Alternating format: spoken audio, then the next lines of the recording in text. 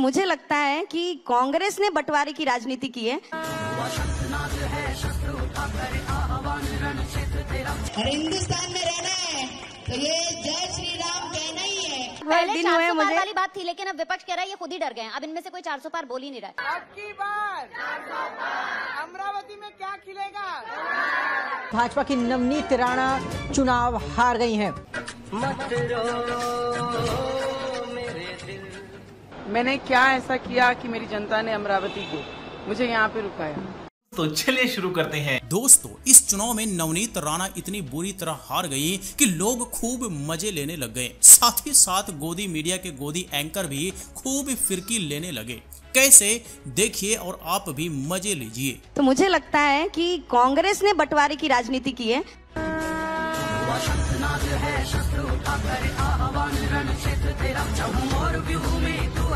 और हिंदुस्तान में रहना है तो ये जय श्री राम कहना ही है। पर ये कांग्रेस की नीति है कि आज स्टेज से, मंच पे से चिल्ला के बात कर रहे हैं कि संविधान खत्म हो जाएगा, संविधान नष्ट हो जाएगा। संविधान में क्या ये महाराष्ट्र में जनता के बीच मैसेज चला गया है? क्योंकि अलग अलग देखिए दलों के नेता यहाँ पर देखिए, कांग्रेस के पास कोई मुद्दा नहीं रहा है मैडम। ठीक है, कांग्रेस के पास क्या करेंगे, युवकों को कैसा भविष्य मिलेगा, महिलाओं को किस तरीके से उनके हाथ को मजबूत किया जाएगा। गारंटी दे रहे हैं। वो तो महिला जो है गरीब परिवार की हर साल उसको 1 लाख रुपया देंगे। वो तो युवा जैसे अरे जीएसटी को धन्यवाद करना चाहिए। 1 साल तक उसको जो है वो नौकरी मिलेगी, लाख रुपए की पेड इंटर्नशिप। वो तो इस तरीके की तमाम गारंटी लेकर देखिए, जीएसटी हमारे मोदी जी ने लाया है। आपके हिसाब से नंबर? देखिए, नंबर के लिए मैं इतनी बड़ी राजनीतिक नहीं हूँ। मैं नंबर इसलिए पूछ रही हूँ, छटाक भर दिन हुए मुझे वाली बात थी, लेकिन अब विपक्ष कह रहा है ये खुद ही डर गए हैं। अब इनमें से कोई 400 पार बोल ही नहीं रहा है, इसलिए कह रही थी। हाँ जी, तो नफरत की राजनीति किसे कहते हैं, ये कोई भाजपा या इनके नेताओं से सीखे, खासकर नवनीत राणा से सीखे, जिसे इस चुनाव में अमरावती की जनता ने इसे बुरी तरह हरा दिया।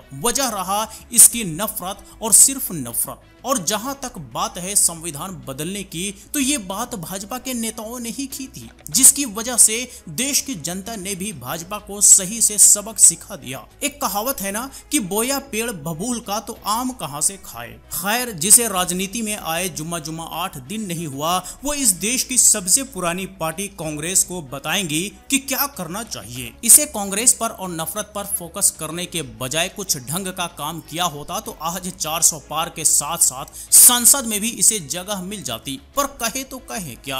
वैसे अब छोटे बड़े आप तय कर लो, या दोनों को देना है तो दोनों छोटे बड़े को तो इतनी नसीहत जरूर दूंगी कि 12 साल 11 साल पहले वाली इस देश की राजनीति जो आपको परमिट करती थी 15 मिनट बोल के आप निकल गए थे, और ये हिंदुस्तान है, आपको 15 मिनट लगेंगे तो मैं भी 15 सेकंड में जो होगा वो 100% आपको करके दिखाएंगे। कोई आपको शर्मिंदगी नहीं है उस बयान पर? 15 मिनट 15 सेकंड किस बात के लिए? 15 सेकंड मुझे तो गर्व है बयान 100%। तो आपको लगता है राहुल गांधी इस देश में प्रधानमंत्री बन पाएंगे कभी? मैंने वही कहा ना कि हमारा राहुल बाबू अभी 52 वर्षों में समझदार हो गया है। अगर किसी व्यक्ति को 52 वर्ष लगते हैं समझदार होने के लिए, तो वो देश के सपने तो देखना छोड़ ही देना चाहिए। तो जी, इसके भाषा के स्तर से ही अंदाजा लगा सकते हैं कि अमरावती के लोगों ने इसे क्यों खदेड़ दिया, क्योंकि इसे ना संविधान की कदर मालूम है और ना ही कानून की। वैसे हैरानी वाली बात यह है कि अब तक इस पर इस तरह के भड़काऊ बयान को लेकर एक FIR तक नहीं हुआ। खैर, जनता ने 15 सेकंड में ही अमरावती से इसे बाहर का रास्ता दिखा दिया, और सही भी हुआ, क्योंकि ऐसे अहंकारी और नफरती लोग ना ही देश का और ना ही जनता का भला किया है और ना ही कभी कर सकते। आगे देखिए 400 पार पर इसका अहंकार जो कि धुआं सा हो गया। तो 4 जून के बाद अपने लिए क्या जिम्मेदारी देख रही हैं आप? भाजपा की नवनीत राणा चुनाव हार गई हैं।